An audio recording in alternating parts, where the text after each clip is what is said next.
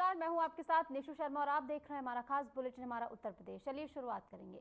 लखनऊ में उत्तर प्रदेश के मुख्यमंत्री योगी आदित्यनाथ ने यूपी न्यायिक सेवा संघ के 42वें सम्मेलन में भाग लिया। इलाहाबाद उच्च न्यायालय के मुख्य न्यायाधीश भी इस अवसर पर मौजूद रहे। सम्मेलन की शुरुआत उच्च न्यायालय की लखनऊ बेंच के सम्मेलन कक्ष में हुई। इस कार्यक्रम में न्यायिक अधिकारियों और कर्मचारियों ने भी भाग लिया है। मुख्यमंत्री योगी आदित्यनाथ ने न्यायिक प्रणाली, कानून की प्रगति और इसी के साथ बेहतर न्याय सुनिश्चित करने पर अपने विचार व्यक्त किए। उन्होंने न्यायिक अधिकारियों को कार्य में उत्कृष्ट बनाए रखने की उन्हें इसके लिए प्रेरित भी किया है।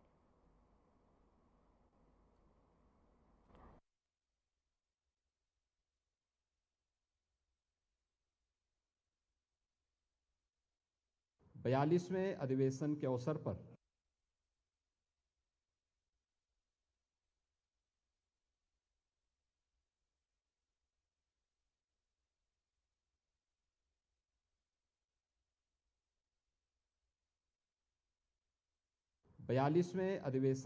पर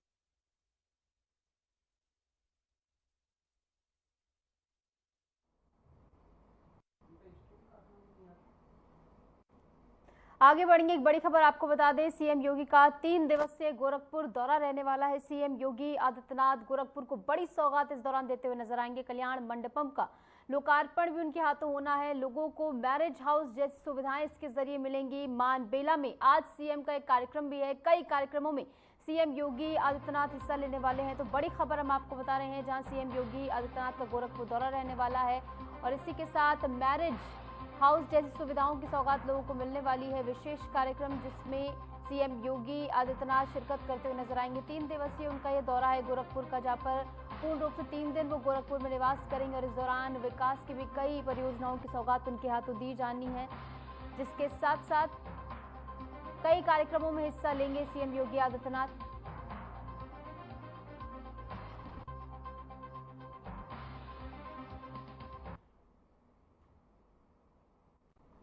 कल्याण मंडपम का भी उद्घाटन सीएम योगी आदित्यनाथ के हाथों होना है। सीएम योगी आदित्यनाथ का 3 दिवसीय गोरखपुर दौरा, जहां पर कई सारे महत्वपूर्ण कार्यक्रमों में वो शिरकत करेंगे और गोरखपुर को बड़ी सौगात सबसे महत्वपूर्ण तौर पर वो देते हुए नजर आएंगे। कल्याण मंडपम का लोकार्पण उनके हाथों होना है और सीएम योगी आदित्यनाथ का पूर्ण रूप से 3 दिवसीय दौरा, 3 दिन तक वो गोरखपुर में निवास करेंगे और ऐसे में अधिकारियों से भी उनकी बैठक संभावित है, जहां पर अधिकारियों को तमाम जरूरी दिशा निर्देश उनकी ओर से इस दौरान दिए जाएंगे। तो सीएम योगी आदित्यनाथ के गोरखपुर दौरे को लेकर ये बड़ी खबर है। 3 दिन के लिए गोरखपुर पहुंचेंगे सीएम योगी आदित्यनाथ, जिस दौरान विकास की परियोजनाओं की बड़ी सौगात अपने साथ लेकर सीएम योगी आदित्यनाथ गोरखपुर निवास करेंगे।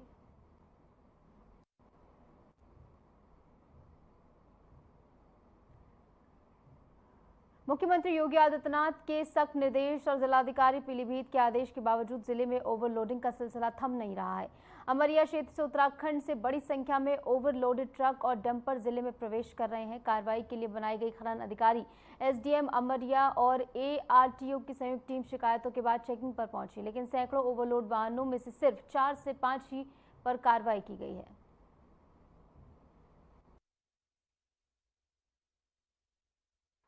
देखिए, जिलाधिकारी महोदय द्वारा एक संयुक्त टीम गठित की गई थी, जो अवैध खनन परिवहन की जांच के लिए गठित की गई थी, जिसमें संबंधित तहसील के उप जिलाधिकारी और पुलिस क्षेत्राधिकारी, इसके अलावा एआरटीओ एवं खनन अधिकारी को निर्देशित किया गया था कि संयुक्त रूप से पाक्षिक रूप में जांच करें और ऐसी जो अवैध खनन परिवहन कर रहे वाहन है उन पर व्यापक कार्रवाई करें, उनको प्रशमन की कार्रवाई करें। तो इसी के अनुक्रम में, इसी के अनुपालन में कल चारों टीम द्वारा, राजस्व की टीम, जो पुलिस की टीम थी, इसके अलावा खनन अधिकारी की टीम, एआरटीओ की टीम के द्वारा अमरिया क्षेत्र में अवैध खनन के विरुद्ध कार्रवाई की गई। खनन परिवहन के कुछ वाहन बिना आईएसटीपी के इंटरस्टेट ट्रांजिट पास के मिले, उन वाहनों को पकड़कर तहसील के परिसर में सीज किया गया और इसके अलावा ओवरलोडिंग भी मिली, तो ओवरलोडिंग के खिलाफ भी चालानी की कार्रवाई की गई। आज रात एक संयुक्त अभियान उप जिलाधिकारी अमरिया और सीओ जहानाबाद, एआरटीओ, मैं और खनन अधिकारी के साथ एक संयुक्त अभियान चलाया गया। पीलीभीत जहानाबाद सितारगंज बाईपास पे शिकायतें मिल रही थी कि काफ़ी कुछ बॉर्डर से जो है गाड़ियाँ ओवरलोड और बिना जो है रवाना के, बिना जो है ISTC परमिट के आ रही हैं। तो इसमें 5 वाहनों के विरुद्ध कार्रवाई हुई है, जिनको 3 वाहनों को सीज़ किया गया है और 2 को चालान की कार्रवाई की गई। ये विभिन्न मालिकों के जो है वो ट्रक थे इसमें, तो इनमें कार्रवाई हुई है। ओवरलोड वाहनों में भी कार्रवाई हुई है और जिनके रवाना नहीं थे, जिनके ISTC परमिट नहीं थे, उनके विरुद्ध भी कार्रवाई हुई है।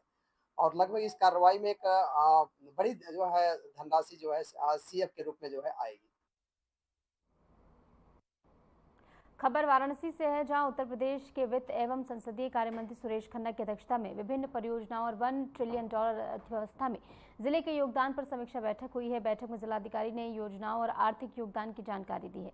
मंत्री ने कृषि, पशुधन, वानिकी और मत्स्य क्षेत्रों की GDP में 3 गुना वृद्धि का लक्ष्य रखा है और तत्कालिक और दीर्घकालिक योजनाओं की आवश्यकता जताई है। रोजगार पर विशेष ध्यान देते हुए कृषि क्षेत्र के साथ विनिर्माण, MSME, पर्यटन, मेडिकल, टूरिज्म जैसे सेक्टरों को भी बढ़ावा देने पर बल दिया गया है।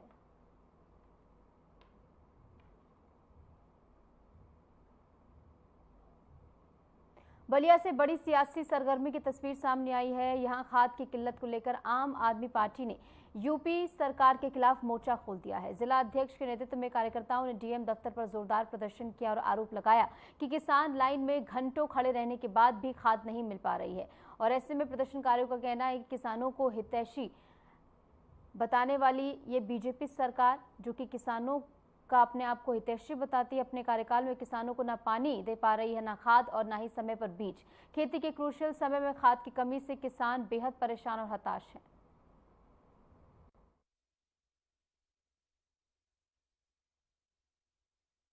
मैं जिला अध्यक्ष डॉक्टर प्रदीप कुमार, आम आदमी पार्टी बलिया। क्या मामला? हम लोग DM कार्यालय पर इसलिए आए हैं कि खेती का समय है और इस समय खाद के लिए किसान लाइनों में लग करके घंटों घंटों खड़ा रह रहा है, उसके बावजूद भी उसको खाद नहीं उपलब्ध हो पा रहा है। और ये भाजपा किसानों को हितैषी अपने को कहती है, जबकि समय पर न पानी मिल रहा है, न बीज मिल रहा है, न खाद मिल रहा है। उसी चीज़ को हम लोग लेकर के कि खाद अविलंब किसानों को उपलब्ध कराए और जो काला बाजारी यूरिया खाद के साथ भारतीय जनता पार्टी कर रही है, तमाम बिहार भेजे जा रहे हैं, अन्य प्रदेशों में भेजे जा रहे हैं और हमारे उत्तर प्रदेश में किसानों को खाद मुहैया नहीं हो पा रही है। इसी उपलक्ष्य में आम आदमी पार्टी बलिया इकाई DM कार्यालय पर उपस्थित है। क्या खाद न उपलब्ध होने की कहीं से कोई शिकायत मिली आप लोग को? खाद उपलब्ध न होने की शिकायत हर जगह मिल रही है, हर जगह मिल रही है, कहीं भी आप देख लीजिए। और प्राइवेट दुकान पूरे उत्तर प्रदेश में जितनी भी सहकारी समितियां हैं वहां पर खाद उपलब्ध नहीं है और ये शिकायत हम लोग को बार बार मिलती रही है। इसीलिए हम लोग जो है DM कार्यालय के DM साहब के माध्यम से आदरणीय राज्यपाल महोदया को पत्रक देने पर मजबूर हुए हैं। क्या मांग? कि जल्दी से जल्दी खाद उपलब्ध कराया जाए ताकि किसानों की खेती जो है सुचारू रूप से हो सके। पहले जो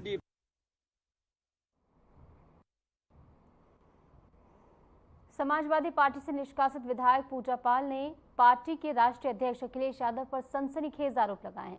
पूजा पाल ने अखिलेश यादव को एक चिट्ठी लिखी है जिसमें उन्होंने अपनी हत्या की आशंका जताई है। चौंकाने वाली बात यह है कि उन्होंने साफ तौर पर कहा है कि अगर उनके साथ कोई अनहोनी होती है तो उसके लिए समाजवादी पार्टी और खुद अखिलेश यादव जिम्मेदार होंगे। चिट्ठी में क्या लिखा है, पूजा पाल को आखिर क्यों जान से मारने की धमकी दी गई है, क्या उन पर खतरा है, इस पूरे मामले में समाजवादी की पार्टी तरफ से अब तक क्या प्रतिक्रिया सामने आई है, जानते हैं हमारी इस खास रिपोर्ट के जरिए। पूजा पाल ने अपनी चिट्ठी में लिखा कि मैंने समाजवादी पार्टी के कार्यकर्ताओं और नेताओं के कहने से पार्टी की सदस्यता ली और तीसरी बार चुनाव लड़ी, तीसरी बार विधायक बनी। जब मैं विधायक होकर काम करने लगी तो मुझे एहसास हुआ कि यहाँ पिछड़े, अति पिछड़े, दलित सब दूसरे दर्जे के नागरिक है। उन्होंने भारतीय जनता पार्टी की तारीफ करते हुए कहा कि भारतीय जनता पार्टी में चाहे कितना बड़ा अपराधी क्यों ना हो, उसे सजा दी जाती है, जिसका परिणाम हमने और पूरे उत्तर प्रदेश ने देखा जब मेरे पति के हत्यारे और उसके परिवार वालों को दंड मिला। आखिर सपा से क्यों निकाली गई पूजा पाल? समाजवादी पार्टी से निष्कासित विधायक पूजा पाल ने हाल ही में यूपी विधानसभा के मानसून सत्र के दौरान मुख्यमंत्री योगी आदित्यनाथ सरकार की खुलकर तारीफ की थी। पूजा पाल ने सदन में कहा कि यूपी की कानून व्यवस्था अब दुरुस्त है। उन्होंने माफिया अतीक अहमद और उसके भाई अशरफ पर लगाम कसने के लिए योगी सरकार की जमकर सराहना की। लेकिन पूजा पाल का ये बयान समाजवादी पार्टी की नीतियों के खिलाफ माना गया। पार्टी ने इसे घोर अनुशासनहीनता करार देते हुए उन्हें 14 अगस्त 2025 को पार्टी से निष्कासित कर दिया। यूपी विधानसभा में विजन डॉक्यूमेंट 2047 पर 24 घंटे की मैराथन चर्चा के दौरान संबोधित करते हुए समाजवादी पार्टी की विधायक पूजा पाल ने कहा कि मुख्यमंत्री योगी आदित्यनाथ ने जीरो टॉलरेंस जैसी नीतियां लाकर मुझ जैसी कई महिलाओं को न्याय दिलाया। मैंने अपना पति खोया है जो इस सदन के माननीय सदस्य थे। ये बात किसी से छिपी नहीं है। पूरा सदन जानता है कि उनकी हत्या कैसे हुई थी और किन लोगों ने की थी। मैं धन्यवाद देना चाहती हूँ माननीय मुख्यमंत्री जी को, जिन्होंने मेरे छुपे हुए उन आंसुओं को देखने का काम किया जो वर्षों में किसी ने देखने का काम नहीं किया। मेरा दुख, मेरा तकलीफ माननीय मुख्यमंत्री जी ने देखने का काम किया और सही मायने में मुझे न्याय दिलाने का और देने का काम किया।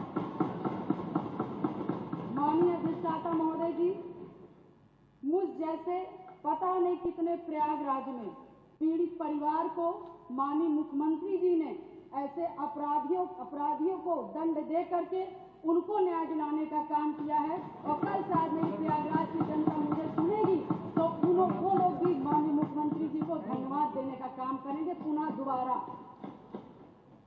और माननीय अध्यक्ष जी, मेरे जैसे पता नहीं कितने महिलाओं की सिंदूर को मिटाया गया, पता नहीं कितने माताओं की गोदी सूनी कर दी गई। मैं धन्यवाद देना चाहती हूँ ऐसे मुख्यमंत्री जी का, जिन्होंने जीरो टॉलरेंस ला करके पॉलिसी को ला करके अपना करके अपराध और माफिया अतीक अहमद जैसे अपराधियों को मट्टी में मिलाने का काम।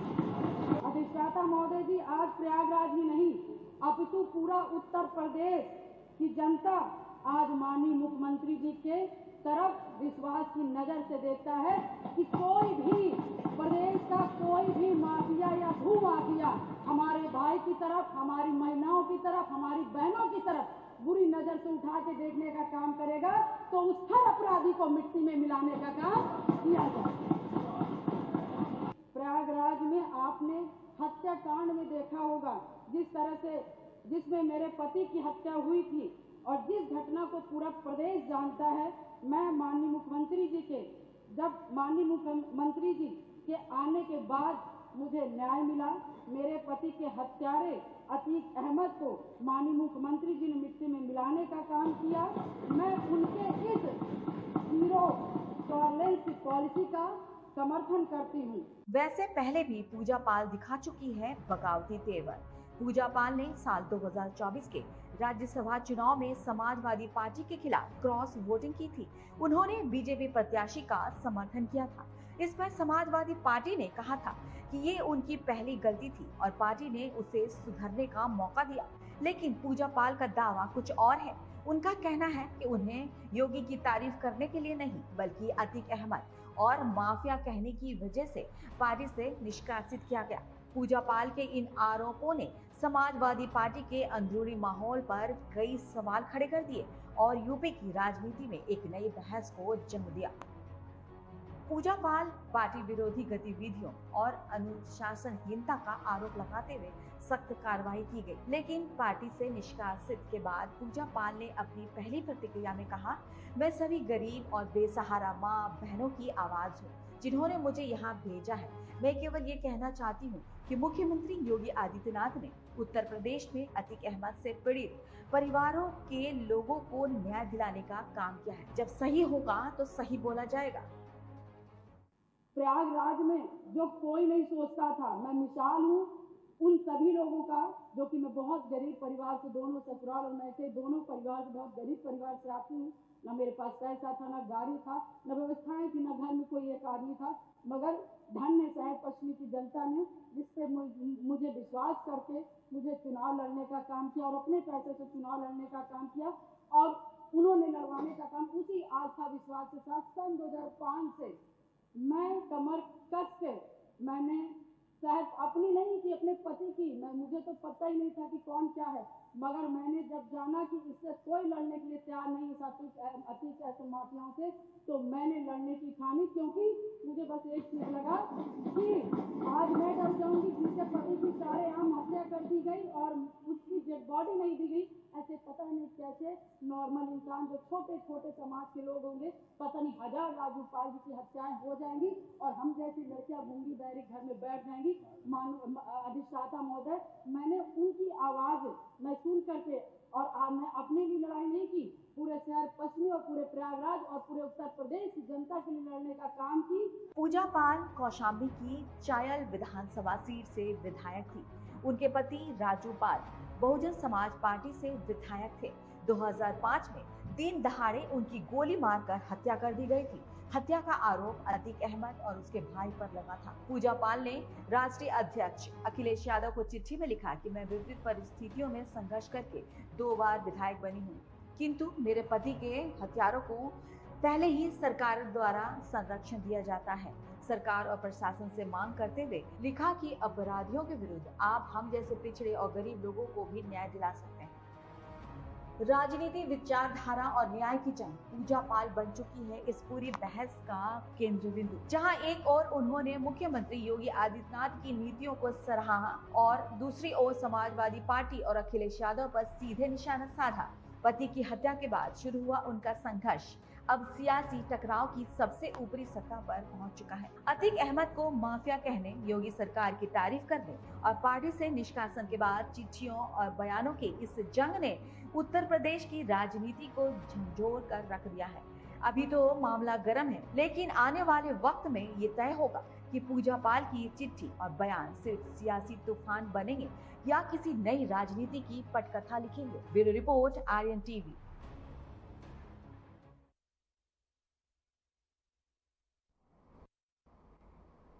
खबर रायबरेली से है, जहां ग्रामीणों का गुस्सा बिजली विभाग पर फूट पड़ा है। आरोप है कि बिजली विभाग की लापरवाही के चलते किसानों की जिंदगी अब खतरे में पड़ी हुई है। खेतों के पास लटक रहे तार किसी भी समय बड़ा हादसे का कारण बन सकते हैं और बार बार शिकायतें देने के बाद भी विभाग के अधिकारी इस पर ध्यान नहीं दे रहे हैं। यही वजह है कि ग्रामीण अब खुद को असुरक्षित महसूस कर रहे हैं और जिम्मेदारों की अनदेखी सीधे सीधे किसानों पर भारी पड़ सकती है। मामला भुएमऊ विद्युत उपकेंद्र के अंतर्गत आने वाले गोदवारा गांव का है, जहां लोगों में बिजली विभाग के खिलाफ भारी आक्रोश देखने को मिल रहा है।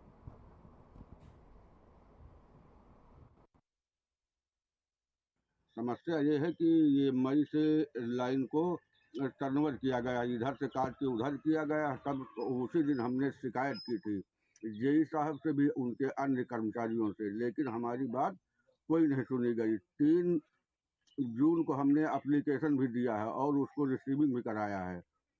समस्या हमारी सबसे बड़ी ये है कि ये पोल झुक गया है और तार सब नीचे लटके हुए हैं, किसी भी समय कोई अनहोनी हो सकती है।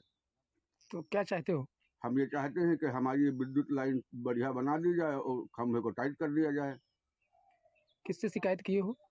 जेई से भी किया है और उनसे जो छोटा है उससे भी, DG2 उससे भी किया है, लाइनमैन से भी किया है।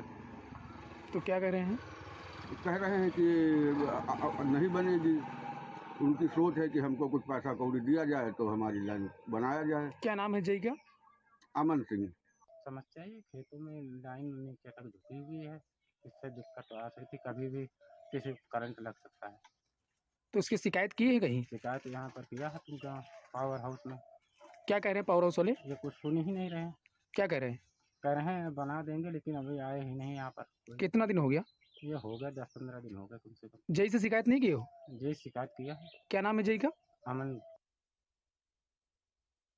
पर भी विभाग इस समय खामोश है और ग्रामीणों की ओर से लगातार इसको लेकर शिकायत की गई है कि यहां पर तारें लटक रही हैं, जिसके चलते कभी भी बड़ा हादसा हो सकता है। और बार बार इसकी सूचना अधिकारियों को देने के बावजूद भी अधिकारियों की ओर से कोई भी कार्रवाई अब तक नहीं की गई है, जिससे कि ग्रामीणों में इस समय आक्रोश है, गुस्से में है ग्रामीण, क्योंकि इन खुली तारों के चलते कभी भी एक बड़ा हादसा हो सकता है और ऐसे में उसका जिम्मेदार कौन होगा, इसी को लेकर यहाँ पर लगातार ग्रामीणों की ओर से प्रदर्शन किया जा रहा है। क्योंकि कई बार इसको लेकर शिकायत की गई है कि यहाँ पर तारें लटक रही हैं, जो कि खतरा है किसानों के लिए, क्योंकि यहाँ पर किसान जो है काम करते हैं। ऐसे में कोई भी बिजली की चपेट में आ सकता है, बड़ा हादसा इसके चलते हो सकता है। तो ऐसे में पहले से विभाग को चेताने का काम किया जा रहा है, लेकिन इसके बावजूद विभाग जो है वो कुंभकर्णीय नींद में इस समय सोया हुआ है। लगातार उनको इस बारे में जो है बताने के बावजूद भी, शिकायत करने के बावजूद भी अधिकारी जो है मौके पर पहुंचकर कोई भी कार्रवाई नहीं कर रहे हैं। ऐसे में लगातार प्रदर्शन कर अधिकारियों का ध्यान केंद्रित करने की कोशिश की जा रही है कि अधिकारियों को इस बारे में सूचित किया जाए, ताकि आने वाले समय में एक बड़ा हादसा होने से यहाँ पर टाला जा सके।